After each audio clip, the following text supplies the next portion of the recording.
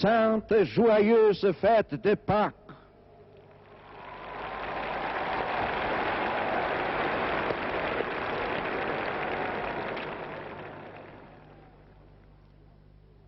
The espressione inglese a happy, blessed and peaceful Easter to you all.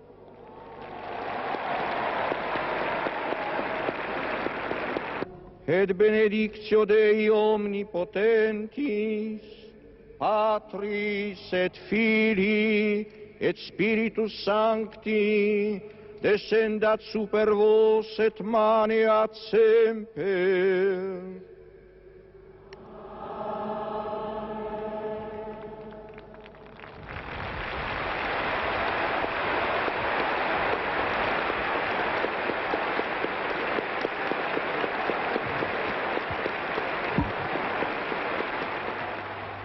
Mesdames et messieurs, bonsoir. Ces images par lesquelles nous avons ouvert notre journal, c'était celles donc de Jean-Paul II s'adressant à la foule des pèlerins, massée place Saint-Pierre à midi à Rome, en plusieurs langues comme il aime à le faire, puis donnant sa bénédiction à la ville et au monde, Urbi et Orbi.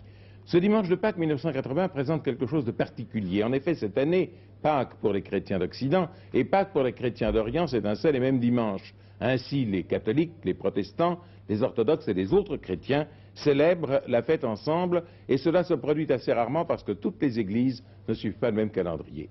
Cette année d'ailleurs, chose également rare, le temps pascal des chrétiens correspond au temps pascal des Israélites, qui fêtent en ce moment même la semaine de la Pâque juive. Un commentaire de Philippe Arroy. La Pâque juive, qui a commencé lundi soir et qui dure 8 jours, symbolise la sortie d'Égypte du peuple juif et donc la fin de son esclavage. C'est une fête de libération dans tous les sens du terme, alors que le peuple conduit par Moïse se prépare à recevoir le don de la Torah qui deviendra la constitution de tous les Israélites. Pour commémorer cet événement, les Juifs ont célébré lundi et mardi soir les repas du Seder. Tous ces jours-ci, ils ont mangé du pain azim en souvenir du départ précipité des compagnons de Moïse qui n'avaient pas eu le temps de faire lever le pain. Les cérémonies de la Pâque juive se terminent mardi soir, sauf en Israël, où elles durent un jour de moins. Pâques orthodoxe, ici à Athènes. Les orthodoxes, dans la nuit pascale, reviennent chez eux munis d'un cierge, dont la flamme provient du feu béni dans les églises. Répondant à la proclamation du pope « Christ est ressuscité », chacun affirme « Christ est vraiment ressuscité ». La flamme bénie et partagée sert à allumer les foyers des maisons, après quoi une grande fête rassemble toutes les familles qui partagent ainsi la joie de Pâques. Pâques catholique à Rome, où Jean-Paul II a donc célébré sur le parvis de Saint-Pierre devant 350 000 personnes la messe de la résurrection. Dans la nuit, il avait baptisé 24 adultes de différentes nationalités. Dans son message délivré au monde entier et transmis par la télévision dans 28 pays, Jean-Paul II a lancé un appel à tous ceux qui construisent le monde humain afin de ne pas repousser le Christ. Que in qualsiasi modo ed in qualsiasi settore, vous qui, de quelque manière et en quelque secteur que ce soit, construisez le monde d'aujourd'hui et de demain, a dit le Saint-Père, le monde de la culture et de la civilisation, le monde de l'économie et de la politique, le monde de la science et de l'information, vous qui construisez le monde de la paix ou de la guerre, le monde de l'ordre ou de la terreur, ne rejetez pas le Christ, il est la pierre angulaire. Qu'aucun homme ne la rejette parce que chacun est responsable de son destin, constructeur ou destructeur de sa propre existence. À la foule des pèlerins qui écoutaient le Saint-Père s'étaient joints les participants à une marche pacifique réclamant le désarmement général dans le monde, prônant l'aide aux pays sous-développés et dénonçant la guerre. La pietra angolare. Il se confirme que le pape viendra en France du 31 mai au 2 juin, mais le programme de sa visite fait encore l'objet de négociations et seule est certaine sa présence à la tribune de l'UNESCO pour un discours qui ferait pendant à celui qu'il a prononcé en septembre dernier à l'ONU à New York. M. Giscard d'Estaing, qui passe quelques jours à Courchevel à la neige en famille, a dit aujourd'hui, après avoir assisté à la messe pascale, « Je me réjouis que la France reçoive prochainement Jean-Paul II. Je serai naturellement très heureux d'accueillir le pape au cours de sa visite. Le peuple français tout entier lui réservera une réception chaleureuse. » Le président a ajouté que la visite du pape revêtirait avant tout un caractère pastoral c'est-à-dire consacré à la visite de l'Église de France. Je vous rappelle que depuis 166 ans, aucun pape régnant ne s'est trouvé sur le sol de France. Le dernier fut Pie VII. Cuba. La controverse sur les libertés est de nouveau à l'ordre du jour. Des milliers de personnes attendent dans les ambassades du Venezuela et du Pérou que le gouvernement de la Havane leur octroie un sauf-conduit pour quitter le pays. Le correspondant de l'AFP parle de 5000 personnes comprimées au corps à corps et il décrit le spectacle hallucinant, dit-il, de ces réfugiés qui espèrent obtenir l'asile politique. Alors, jusqu'à présent, Fidel Castro s'était opposé à leur départ, mais hier soir, il a changé d'avis. Ceux qui veulent partir le pourront. Mais tout n'est pas si simple. Cet après-midi, on a tiré sur la foule assemblée dans les jardins de l'ambassade péruvienne. Rien n'est donc encore joué pour ces familles qui veulent partir et aller grossir le nombre des exilés cubains en Amérique latine ou en Floride. La Floride, d'où Jacques Segui nous avait adressé le document que voici. Le collège Coralway de la Petite Havane.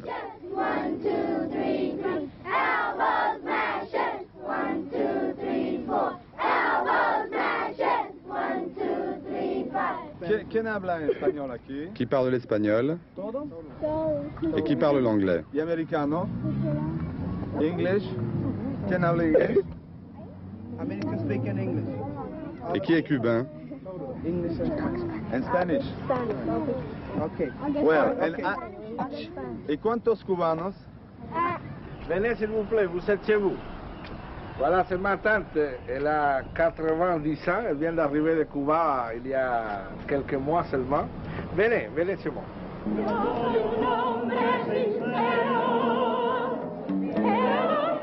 Au centre d'accueil, les plus vieux reçoivent un repas par jour, une aide fédérale du gouvernement et participent aux Momentos Alegres du mercredi, les instants heureux du mercredi.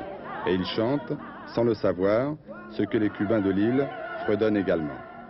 Aucun d'entre eux n'osera avouer qu'il aimerait retourner dans l'île, Cuba, qui est seulement à 200 km d'ici.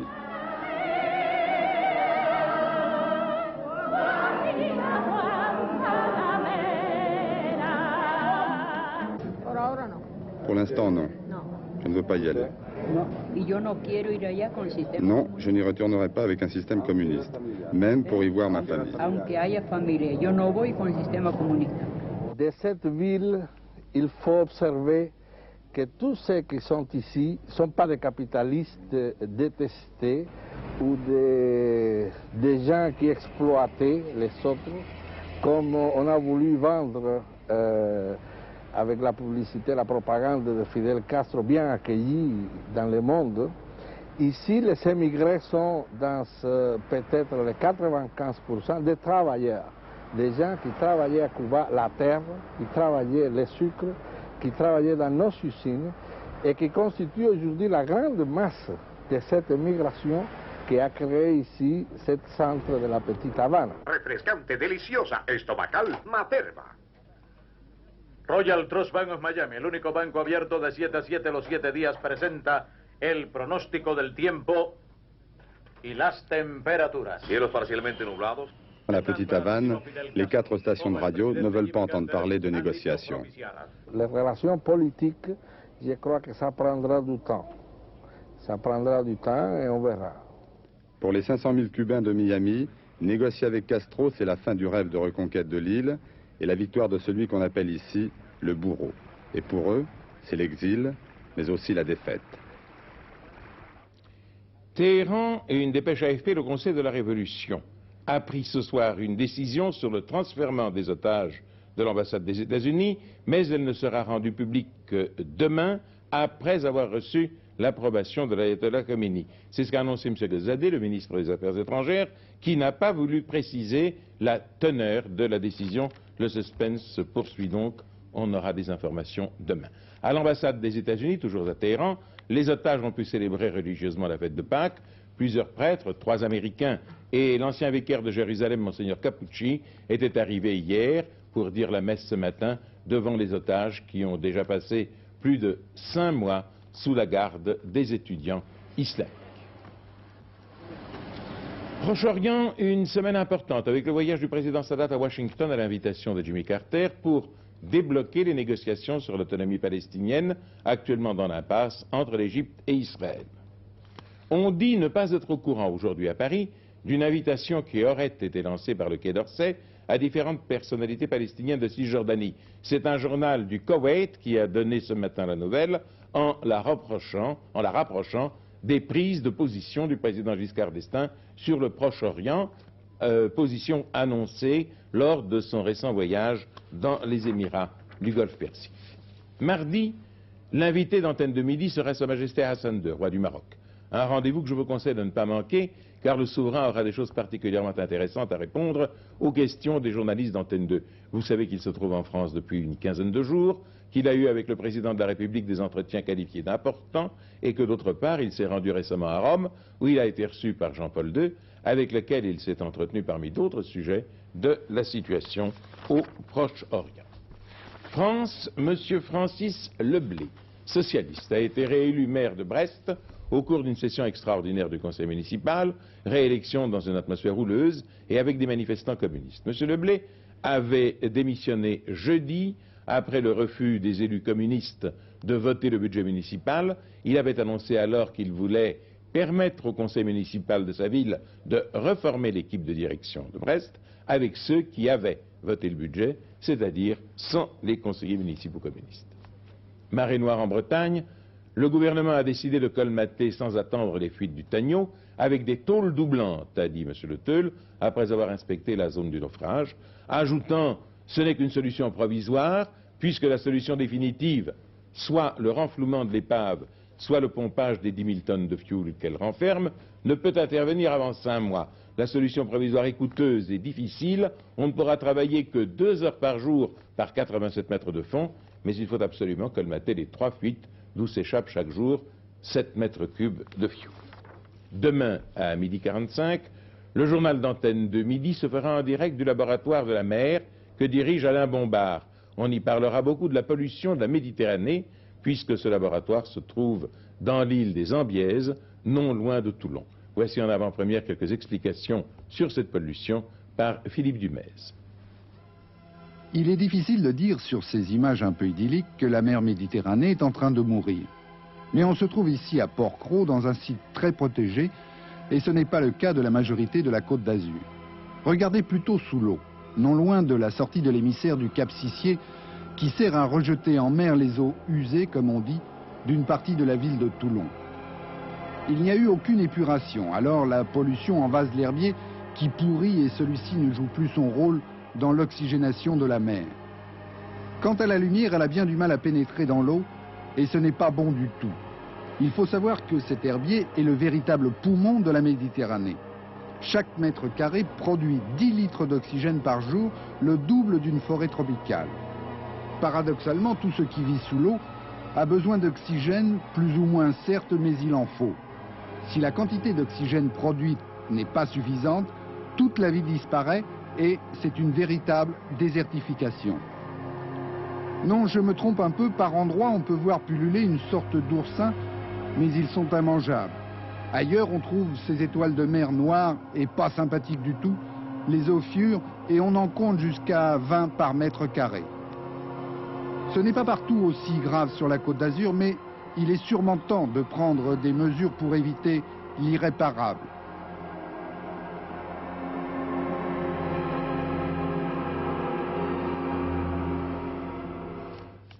Récemment, ici même à Antenne de Midi, le jeune chanteur Daniel Balavoine faisait un malheur, comme on dit, en criant bien haut que la jeunesse ne se reconnaissait dans aucun des grands qui occupent le devant de la scène politique et qu'elle avait l'impression, cette jeunesse, d'écouter lorsqu'il parlait un langage incompréhensible. Or, actuellement, Jean-François Kahn s'est ouvert un grand festival de la chanson, hier, le Printemps de Bourges, occasion peut-être pour ces jeunes de dire en prose, du moins de dire en chanson, ce que Balavoine a dit avec tant de force ici en prose. Et justement, si on a accordé tant d'importance à ce qu'a dit un jeune chanteur qui parlait, raison de plus pour prêter beaucoup d'attention à ce que disent les chanteurs qui chantent. D'autant plus que ces jeunes chanteurs qui chantent disent exactement la même chose que Balavoine, mais alors ils le disent avec encore plus de violence et avec plus de fureur encore.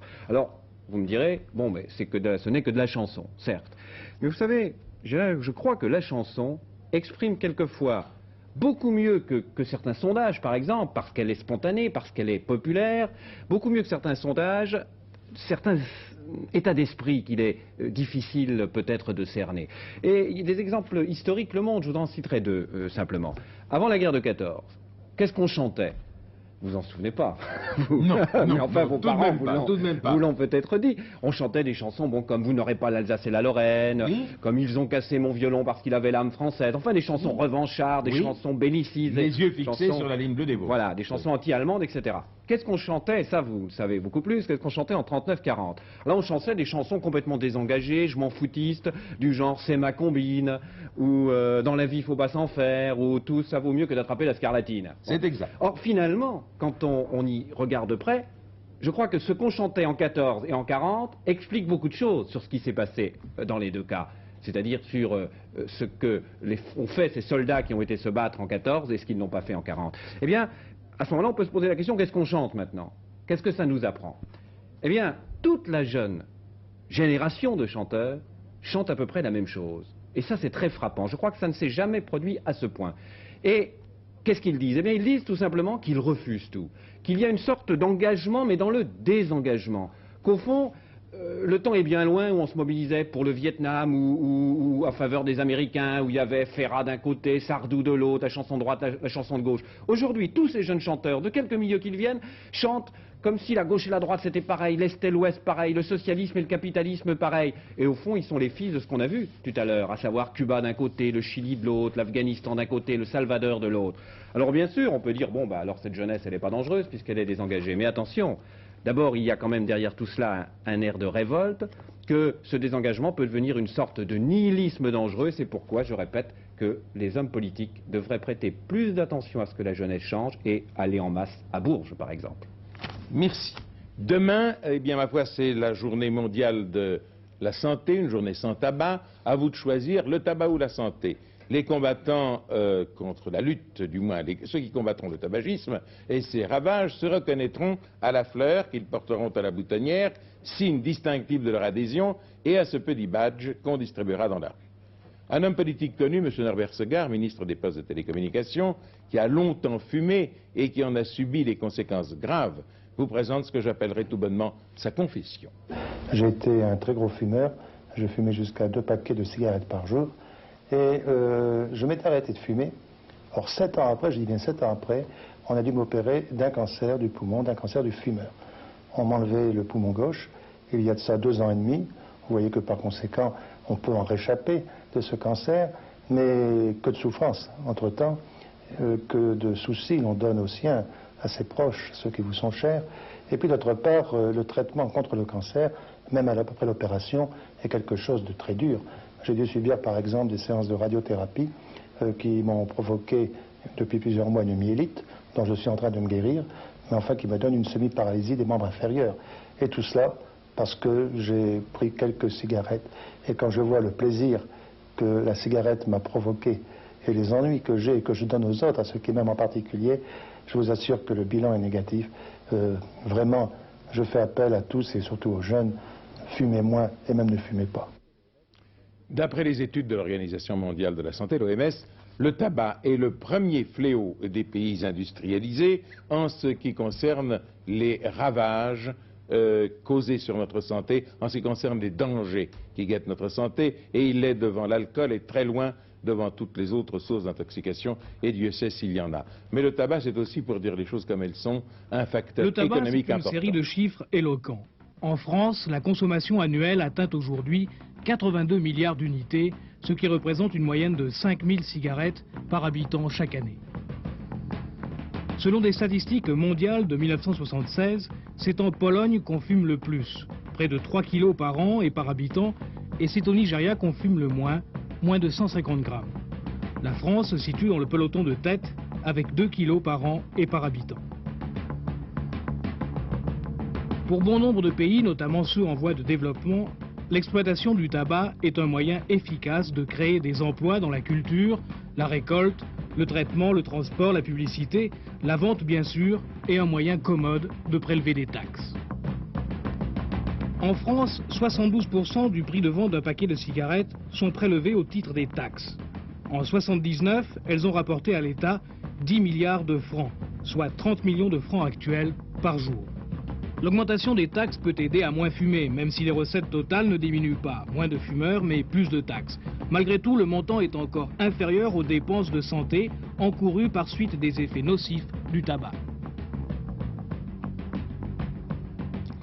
Demain, donc, journée de lutte contre le tabac, l'armée des non-fumeurs manifestera au grand jour, au vu et au su de tous les fumeurs impénitents.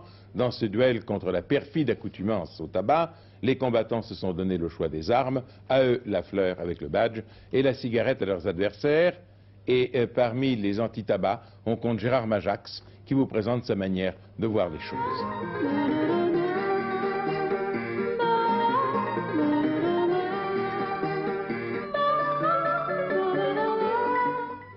Et oui, ça fait 7 mois sur Antenne 2 que chaque dimanche on montre qu'on peut transformer une cigarette en fleur dans le générique de Passe-Passe.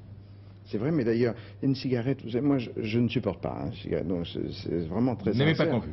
Ah non, je supporte pas, je suis dictatorial sur ce point-là seulement, mais je supporte pas qu'on fume parce que je ne fume pas du tout. Et dans l'émission qui est destinée à la jeunesse et au public, je ne permets jamais qu'on montre quelqu'un en train de fumer ou qu'il soit en train de faire autre chose avec une cigarette qu'un tour. Et même on en montre très rarement. Mais avec des cigarettes, si quelqu'un ne peut pas se passer d'une cigarette, voilà ce que je suggère à nos amis, c'est de prendre des cigarettes et puis au lieu de les fumer, demain, quand ils auront la petite fleur, c'est de faire des tours. Parce que regardez, on peut faire des choses formidables avec les cigarettes sans les fumer, c'est un jeu. On peut très bien prendre une cigarette et puis déchirer la cigarette, et la casser en deux, comme cela, et on remet les deux morceaux jusqu'à ce que la cigarette soit maintenant intacte. Mais alors ce n'est pas tout, parce que cette cigarette, si vous la placez dans la main, en enfonçant bien, eh bien, vous avez la petite fleur. Donc vous voyez, on en revient toujours aux fleurs de toute façon. Mais c'est plus amusant de faire ça avec les cigarettes que de fumer et d'empêcher les gens. Hein? Je veux bien vous croire, mais je dois avouer que je n'ai pas compris. En tous les cas, demain, vous nous aidez dans la journée de la lutte contre le tabac avec la petite fleur dont vous avez parlé, dont j'ai parlé, et le badge d'accord, pour combattre le tabac et pour combattre aussi peut-être ceux qui fument. Les aventures culturelles de Georges Bégou nous le montrent chaque semaine. Paris n'est pas le nombril de la France en matière d'expression artistique. Une preuve de plus, les premières rencontres de tradition latino-américaine au Piau Engali, je ne sais pas si je prononce bien, une jeune station des Hautes-Pyrénées où les montagnards ont su reconnaître un tempérament semblable au leur, à leur lointain cousin, la Cordillère des Andes.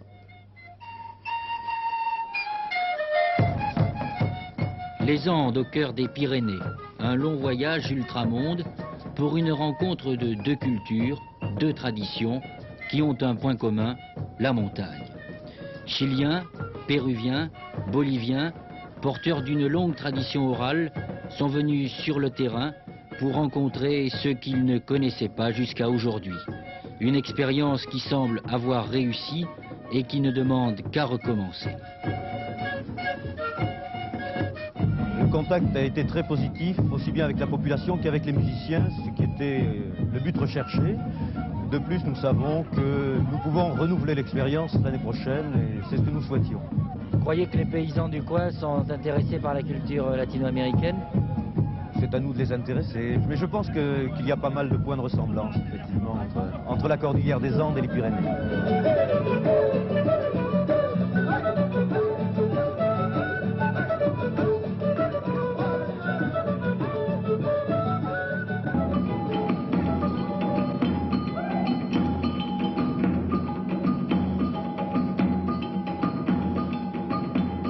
On a trouvé l'amitié et une partie de nos gens laissés là-bas. Est-ce qu'il y a une similitude entre le tempérament des Pyrénéens et celui des Andins, comme vous? Je pense qu'il y en a une similitude parce que c'est des montagnards, durs d'écorce, si on veut dire, mais tendres et ouverts de l'intérieur.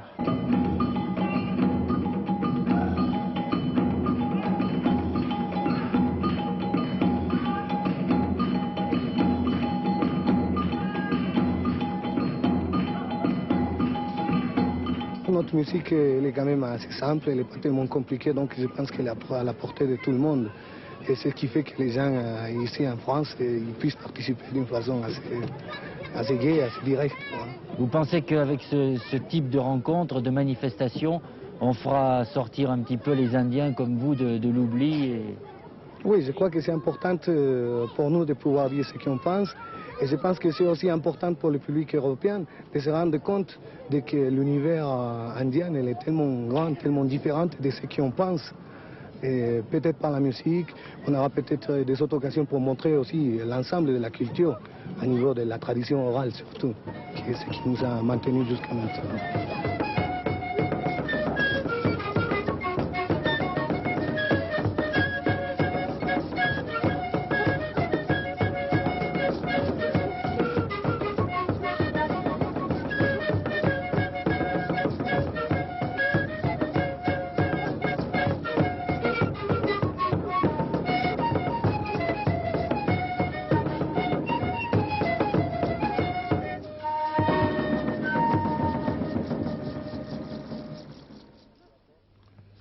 Sport, le Suédois Borg, toujours lui, a remporté le tournoi Open de tennis de Monte-Carlo en écrasant en finale l'Argentin Vilas en 3-7, 6-1, 6-0, 6-2.